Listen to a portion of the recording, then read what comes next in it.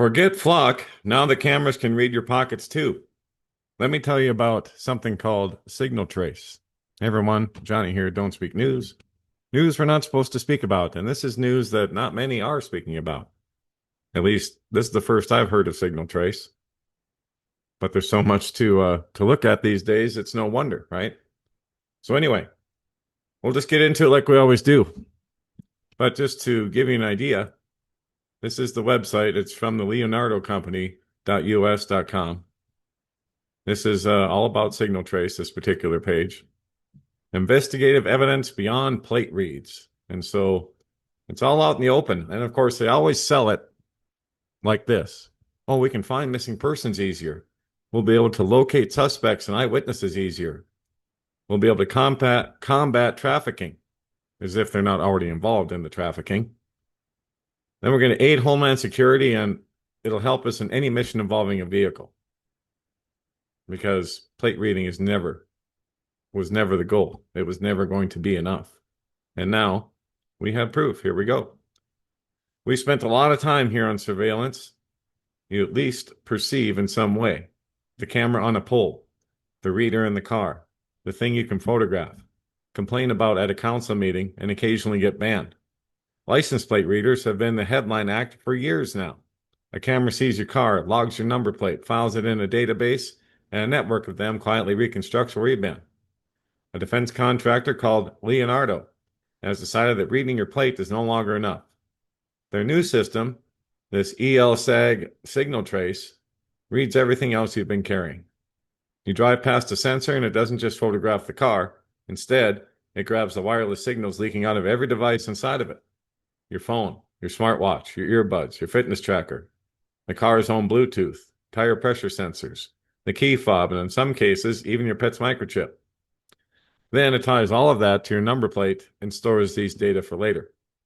It is, as far as branding goes, refreshingly honest.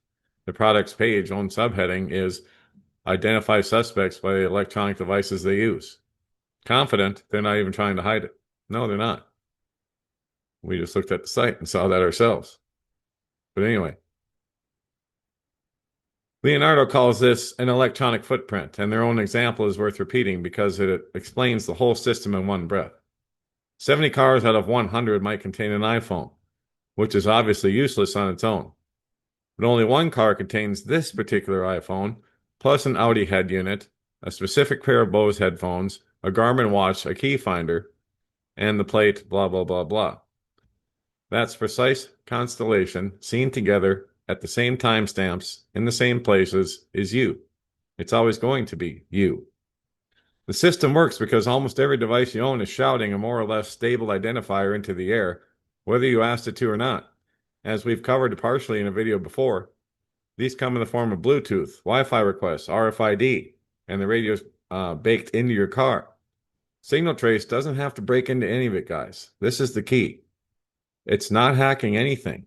It's just listening and storing and putting it all together in your profile. Yes, they have profiles on you everywhere.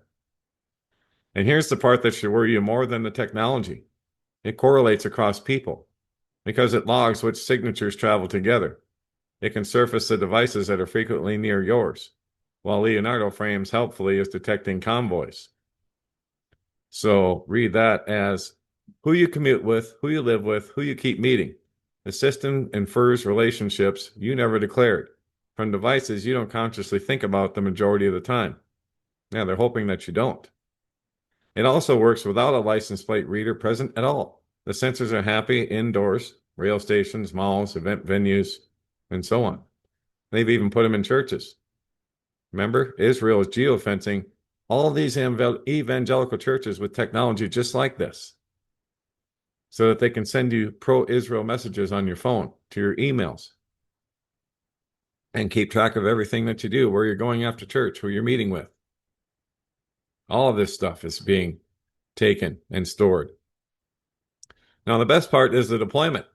If SignalTrace required new polls and new contracts and new public approval, this would have been a slower story, but it doesn't. A sensor that clips onto a ELSAG cameras agencies have already bought and already mounted. That near zero deployment friction is the genuinely significant bit Any department already running Leonardo cameras can switch on device tracking without a fresh procurement process and, depending entirely how their existing contract was worded, quite possibly without going back to a city council to ask. The EFF has a name for exactly this maneuver. EFF stands for the Electronic Frontier Foundation, by the way.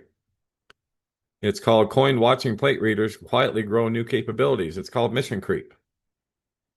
The infrastructure gets approved for one thing, then grows into another. It's always another. You give them an inch and they take a mile. They always have.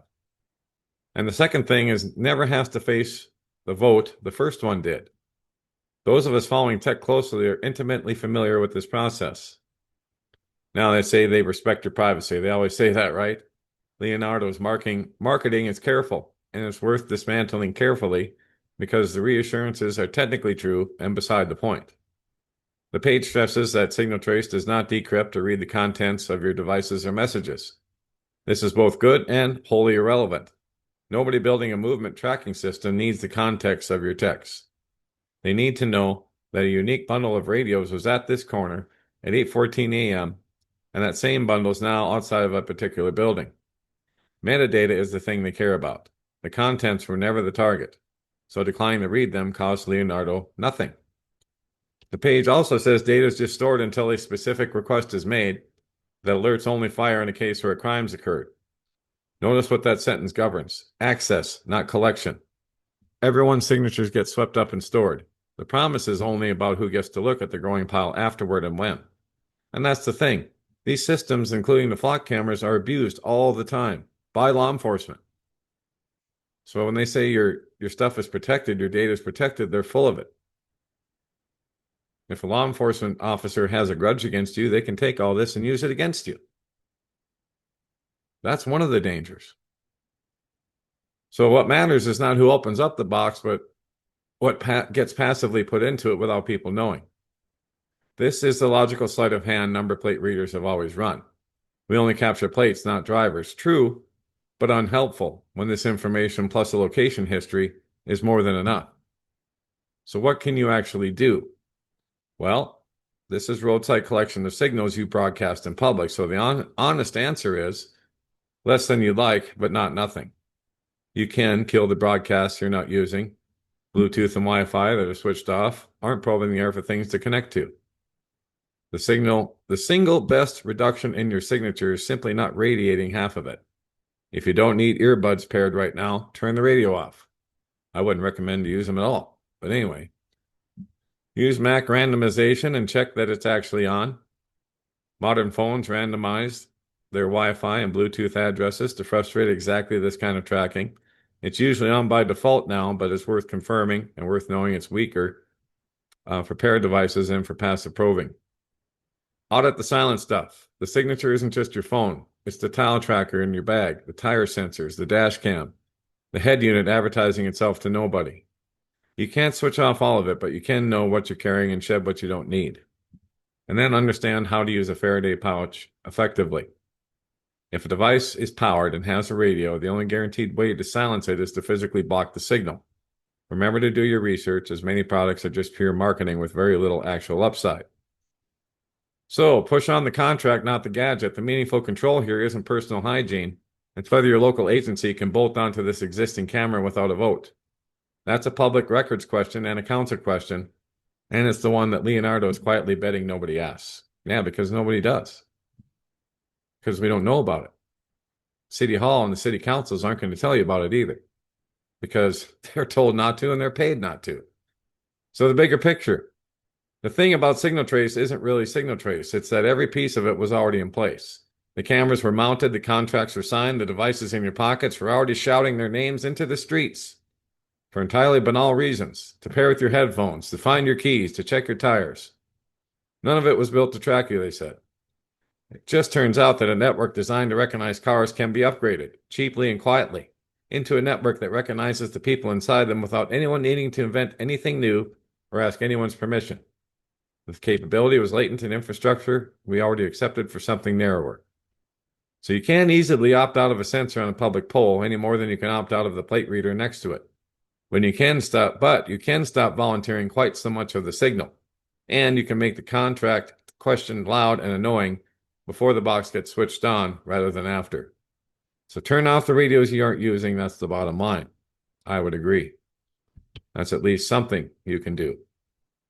But these things are not going to go away anytime soon. So what's the point here?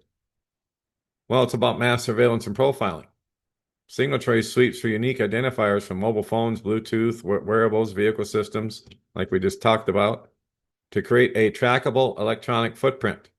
This allows law enforcement to track specific individuals or passengers within vehicles, moving beyond simple car tracking to people tracking, even if it suspects change or remove license plates.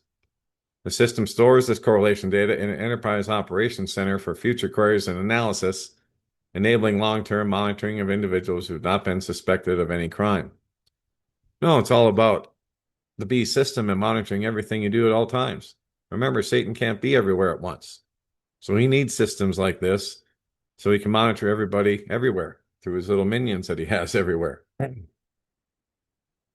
So this could obviously create data abuse and false positives, which it already has. There was that lady in outside of Denver that was profiled with all of this stuff. And if she wouldn't have had her own dash cam video, she may have been put in jail for a completely false positive.